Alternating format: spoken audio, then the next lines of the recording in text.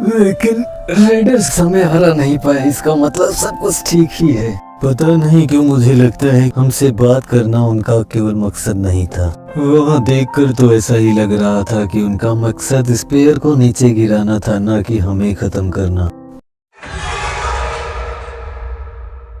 पिछले एपिसोड में हमने देखा क्लीनर्स ट्रैश बीस को खत्म करने में कामयाब होते हैं। ट्रैश बीस फटने लगता है, वो खुद को बचाने की कोशिश करते हैं। रूडो गिरने वाला है, उसे इंजन बचा लेता है। क्रैश लैंडिंग करते हैं, उनकी रीइंफोर्समेंट पहुंचती है। अब आगे इन पर पहले से ही नजर बनानी चाहिए थी। इतना बड़ा पागलपन, क्या सोचकर वो इतना बड़ा ट्रैश पीस बना रहे थे, मुझे तो विश्वास ही नहीं होता। इसके साथ स्पेयर पर जाकर उन्हें तबाह करने के बारे में सोच रहे थे।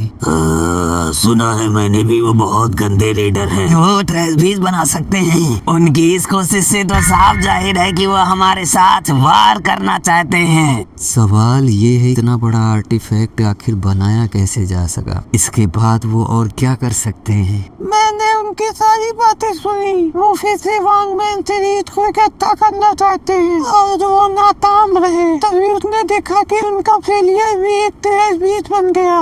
वहीं से उन्हें समझ में आया कि वो इसका इस्तेमाल करके ट्रैश बीस भी बना सकते हैं और शायद उससे उड़ने वाला ट्रैश बीस भी बनाकर स्पेयर तक जा सकते हैं।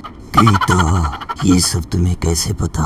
मुझे ये समझ में नहीं आ रहा। वॉचमैन सीरीज इकट्ठा करके वो किसी तरीके की विश पूरी करेगी। मुझे मिलेगा तो मैं टाइम में पीछे जाऊंगी और फिर से मैं उसी लड़ाई में अपना योगदान दूंगी।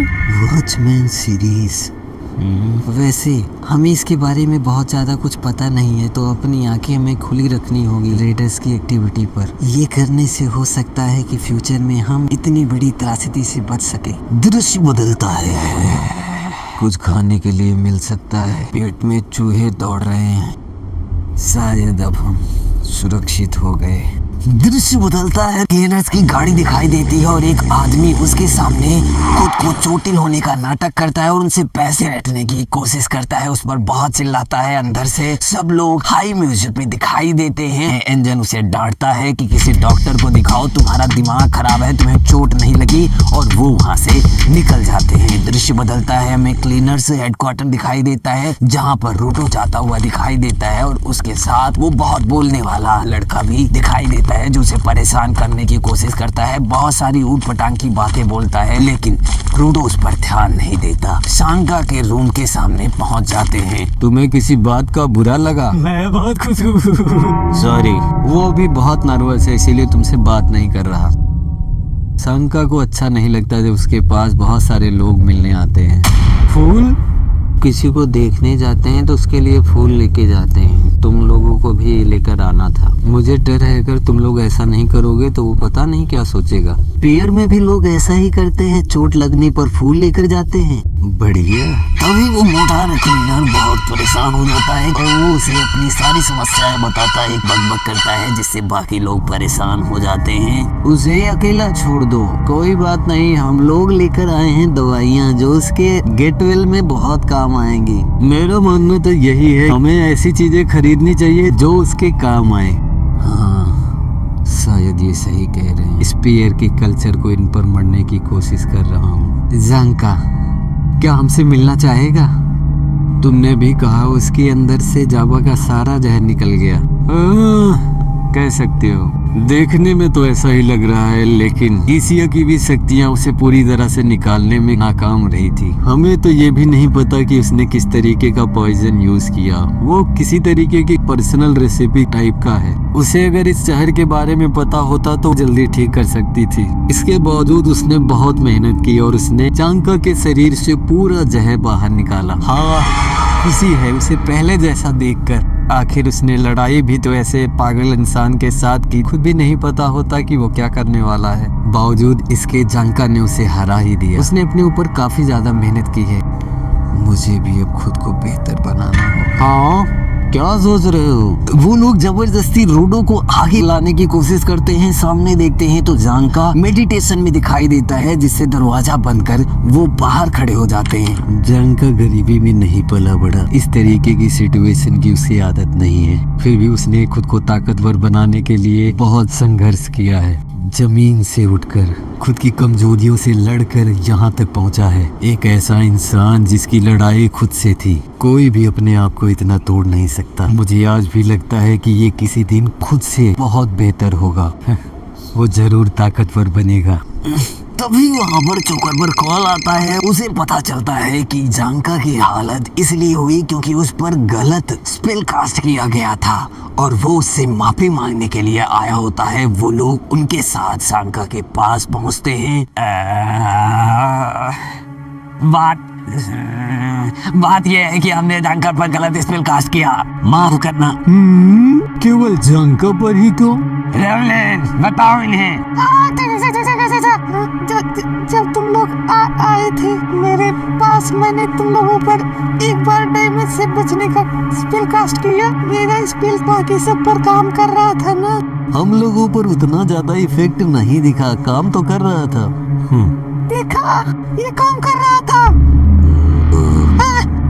वैसे पॉइंट ये है। रेवलिन हमें बताता है कि जब जांका उनके पास आया तो वो बाकियों में सबसे ज्यादा सीरियस दिखाई दे रहा था, इसीलिए उसने जानबूझकर उसके साथ मजाक करने की कोशिश की और इसीलिए मजाक में उसने अजीब सा स्पेल कास्ट कर दिया। लोग उनसे पूछते हैं कि वो अजीब सा स्पेल आखिर है क्या। वो अपने हाथ को ऊपर करने को कहती है और जैसे ही वो हाथ को ऊपर करता है उसका हाथ जायंट हाथ में कन्वर्ट हो जाता है। ये देखकर सब शॉक हो जाते हैं। फिर उसकी हवा निकलती है और सब लोग रिलैक्स हो जाते हैं। सॉरी, उतना ज्यादा बुरा तो नहीं था। सुनो जांका,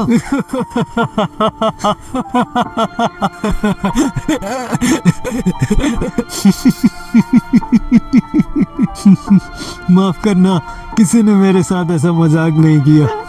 तुम किस बात पर हंस रहे हो? मेरी गलती की वजह से तुम्हें बहुत चोट लगी। परेशान मत हो, इसमें तुम्हारी कोई गलती नहीं है। स्पेल तो हमारी संतुष्टि के लिए होता है। अपनी लड़ाई के दौरान हम उसे अपना हिस्सा नहीं मान सकते। परेशान मत हो। इससे भी बढ़िया मैं कर सकता था। अभी भी बहुत कमजोर हूँ, इसमें किसी की कोई गलती नहीं। तुमने माफी मांग ली जैसा तुमने सोचा था, लेकिन ध्यान रखना ऐसा फिर दोबारा नहीं होना चाहिए। लेकिन हमें आपका हॉस्पिटल का बिल तो पे करने दीजिए। नहीं, कोई जरूरत नहीं। कुछ भी ऐसी चीज नहीं चाहिए जो मुझे ताकतवर बनाए। हल्के में मत लेना, मुन्ना बड़ा हो गया। दृश्य बदलता है। रेवलिन अपने मेंटोर के साथ निकल जाता है और रूडो और जांका कमरे में होते हैं। तुम्हें कुछ कहना है रूडो? ये बहुत प्यारी चीज है। ध्यान रखना, रोने की कोशिश मत करना, नहीं तो यहाँ जितनी भी चीज है सब उठाकर तुम्हारे सर पर मारूंगा। हाँ, तुम्हें किसी ने गलत जानकारी दी है तो मैं फिर से दोहराता हूँ। आज मेरी हालत जो है उसमें ना तुम्हारी कोई गलती है ना रेवलिन की। ये मेरी कमजोरी है जो मुझे इस हालत पर ले आई है। मैं वहाँ अपनी ताकत थोड़ी और सप्रेस करता और ऑल आउट जाने की कोशिश करता तो शायद आज रिजल्ट कुछ दूसरा होता। कितनी अजीब बात है ना, केवल मैं ही था जो लड़ाई में घायल हुआ। अगर मैं किसी की मदद नहीं कर सकता, इसमें मेरी गलती है, तुम्हारी नहीं। मुझे घूरना बंद करो।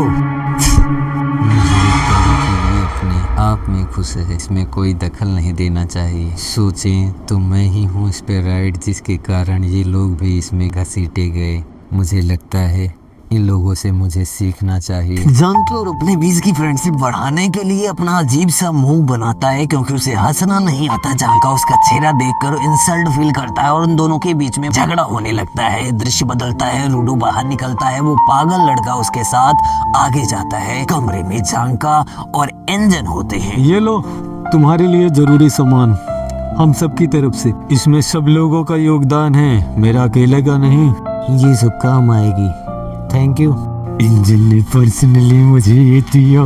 कितना खूबसूरत दिन है।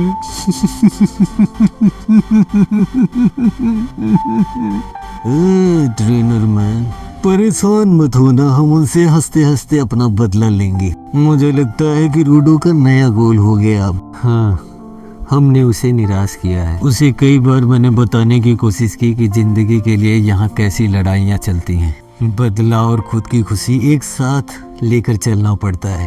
अभी वो बच्चा है इसीलिए थोड़ा सा बहक जाता है। हमने बॉर्डर तो पार नहीं किया, लेकिन पता नहीं क्या रूडो इसके बारे में सोचता होगा।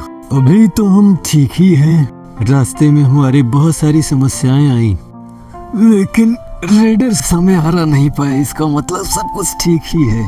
पता नहीं क्यों मुझे लगता है हमसे बात करना उनका केवल मकसद नहीं था। वहाँ देखकर तो ऐसा ही लग रहा था कि उनका मकसद स्पेयर को नीचे गिराना था, ना कि हमें खत्म करना। उनके पास ट्रेस बीज बनाने की ताकत है। उसे टैकल करने के लिए हमें भी कुछ ना कुछ करना होगा। रूडो को देखकर मुझे कुछ समझ में नहीं आ रहा है। अगली बार रेडर से सामना होगा तो वो किसकी तरफ होगा। जंक रूडो के बारे में उसे बहुत सारी चीजें बताता है और जैसे ही उसकी तरफ देखता है तो एंजन सोता हुआ दिखाई देता है। दृश्य बदलता है। क्या कह रहे थे तुम? एक्सपेरिमेंट सक्सेस होगा या नहीं? इसमें हमने अपना ट्रेस बेस खो दिया, हमारे लोग और वॉचमैन सीरीज भी।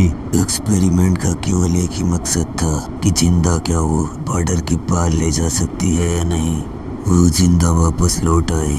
इसका मतलब तो साफ है कि हमारा एक्सपेरिमेंट कामयाब रहा। मैं तुम्हें ऐसा आदमी नहीं समझता था जो हमेशा अपने प्लान पर ही चलता हो, रास्ते में जो भी आए उसे मिटा देता है। चलो ये भी तुम्हें पता चल गया इस एक्सपेरिमेंट के दौरान। इसका मतलब ये हमेशा अपने एक्सपेरिमेंट के बारे में ही सोचेगा, उसके सामने कुछ नहीं। बॉर्डर को सही तरह से पार कर जाए। हम कामयाब हुए ऐसे ट्रेस पीस बनाने में। हमें केवल इसे थोड़ा और बेहतर करना होगा। वो के बारे में आप क्या सोचते हैं? क्या वो आपके लिए कुछ मायने नहीं रखती? हाँ, एक पौधा जिसे मैंने बहुत पहले लगाया वो अच्छी तरीके से ग्रो कर गया। वो एक अच्छी योद्धा थी। पुंडुस, बधाई हो। जैसा तुमने कहा था रिवॉर्ड में मैंने वही दिया।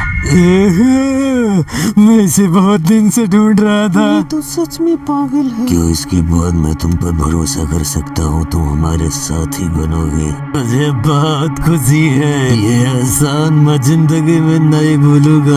इतने ताकतवर लोगों को पीछे छोड़कर मैं इसमें जुड़ा हूँ। तो मेरा पहला ऑर्डर क्या होगा एक स्ट्रेंजर के रूप में? जोकर। इस एक्सपेरिमेंट से तो ये भी साफ हो गया कि जोकर बनाने वाले आदमी के पास इतनी ताकत तो जरूर है जो पूरे ग्राउंड को कवर कर सकती है। मेरा मानना है कि वो भी एक वॉचमैन सीरीज गिवर है।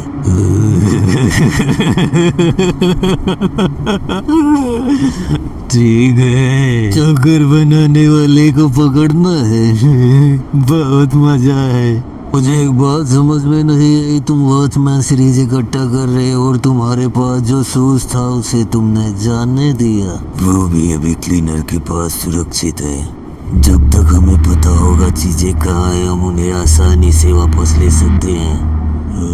रेडर से ग्राउंड का कोना कोना छान मारेंगे। असीम ताकत देने वाली वॉचमैन सीरीज को हम फिर से इकट्ठा करेंगे। फिर स्पेयर को तहस नहस कर देंगे।